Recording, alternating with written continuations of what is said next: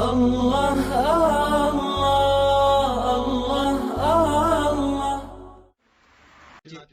ایک فرانسیسی جہاز کے کیپٹن تھے، وہ ایمان لے آئے، اسلام لے آئے۔ ان کا انٹرویو ایک دفعہ چھپا جو مجھے پڑھنے کا موقع ملا۔ اس سے کسی نے پوچھا کہ بھئی تم ایک کیپٹن تھے جہاز کے، پڑھے لکھے، تجربہ کار، جہاں دیدہ بندے، کیسے مسلمان بن گئے؟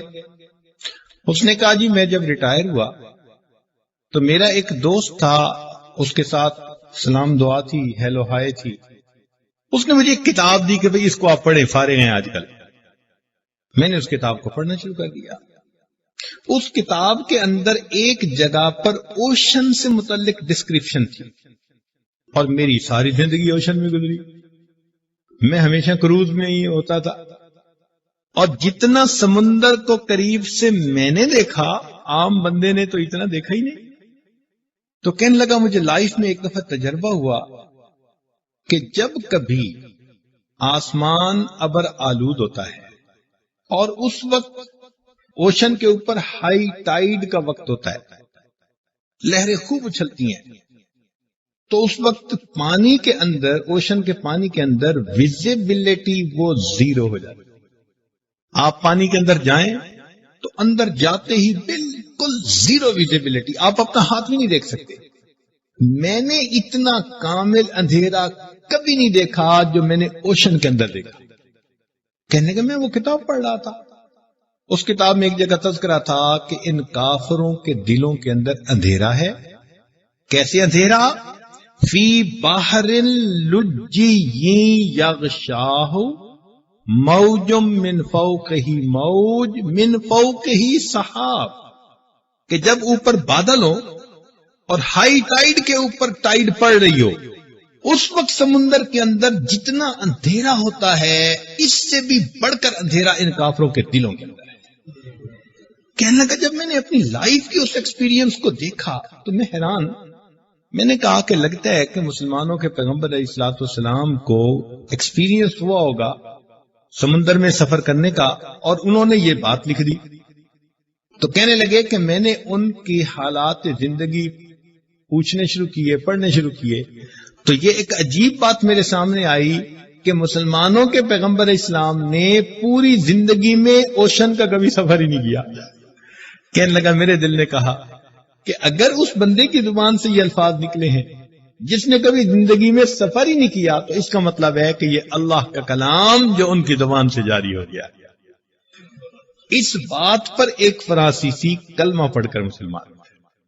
اچھا اب دیکھیے، نبی علیہ الصلوۃ والسلام کے معراج کا واقعہ قرآن مجید میں ہے، لیکن جب ہم سائنس پڑھتے تھے اس زمانے میں اس کے اوپر لوگ بہت زیادہ آبجیکشن کرتے تھے، خاص طور پر جو سائنس پڑھے ہوئے تھے، تو ان کے سامنے پھر بات کرنا ہمیں مشکل نظر آتا تھا۔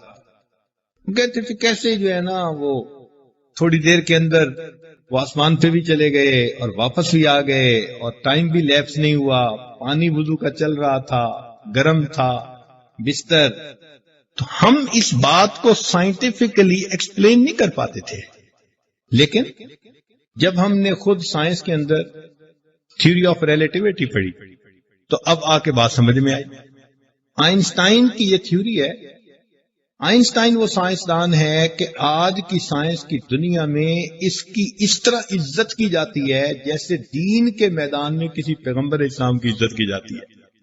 اس نے تھیوری آف ریلیٹیوٹی پیش کی، اس میں اس نے ایک کنسپٹ دیا ٹائم ڈائلیشن کا۔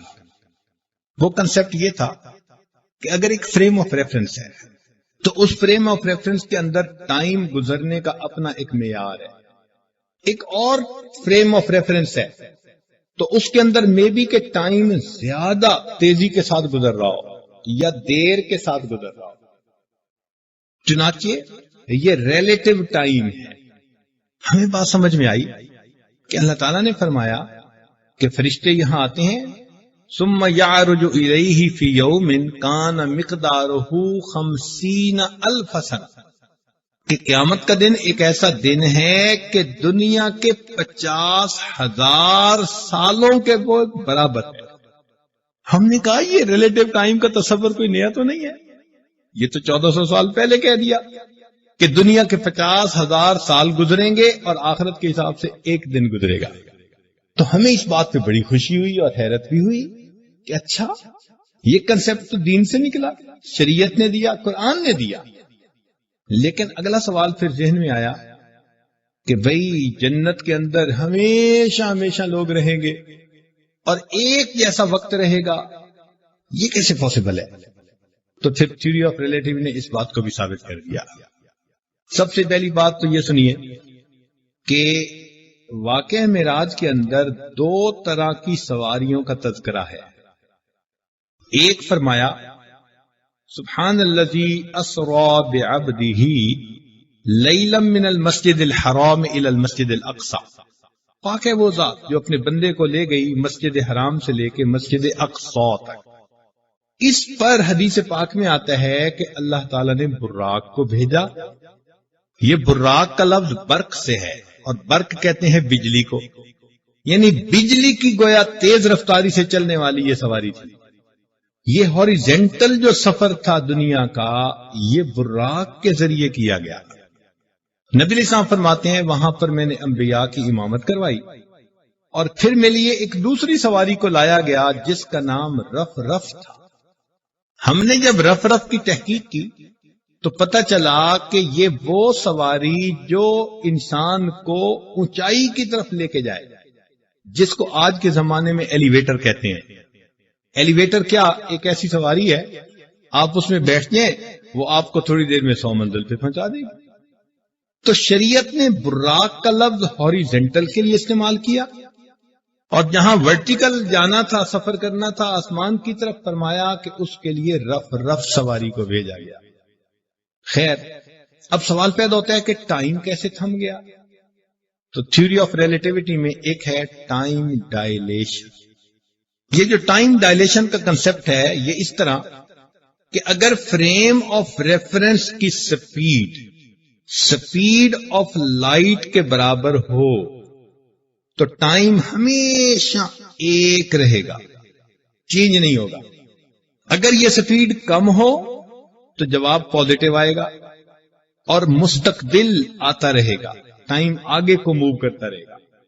اور اگر فریم آف ریفرنس کی سپیڈ آف لائٹ سے زیادہ ہو تو جواب نیگیٹو آئے گا. تو یہ انسان کا ماضی آنا شروع ہو جائے گا. گویا معلوم یوں ہوتا ہے کہ قیامت کے دن اللہ تعالیٰ نے جب بندوں کو ان کے نامہ اعمال دکھانے ہوں گے تو میں بھی کہ فریم آف ریفرنس کی سپیڈ ذرا تیز کر کے دکھا دیں، ری پلے کر کے کہ بندے دیکھو تم نے اپنی زندگی ایسے گزاری. آج کل ٹی وی کے اوپر بھی ایک پلیئر اگر اچھا شاٹ کھیلتا ہے نا تو اس کو ری پلے کر کے دکھا دے. تو اللہ تعالیٰ کے ہاں بھی ری پلے کرنے کا ایک نظام ہے. ہر بندے کو ہم اس کی زندگی دکھائیں گے اور وہ نہ نہیں کر سکے گا، انکار نہیں کر سکے گا کہ میں نے یہ کام نہیں کیا، اس کو ماننا پڑے گا. پھر فرمایا کہ جنت میں ایک جیسا وقت رہے گا. تو ہو سکتا ہے کہ سپیڈ آف لائٹ کے برابر فریم آف ریفرنس کی سپیڈ ہو، جس کی وجہ سے ہمیشہ حال رہے گا، وہاں پر ٹائم آگے بڑھے گا. اب نبی علیہ السلام جب تشریف لے گئے تو اللہ رب العزت نے ان کو واپس پہنچا دیا. اب ہو سکتا ہے کہ آگے کا سفر ایک ایسے فریم آف ریفرنس میں ہو کہ یہاں پر بھی ٹائم گزرا ہی نہیں اور وہ وہاں سے سفر کر کے ہی واپس آ گئے. لا الہ الا اللہ، لا الہ الا اللہ، لا الہ الا اللہ، لا الہ الا اللہ، لا الہ الا اللہ، لا الہ الا اللہ، لا الہ الا اللہ، لا الہ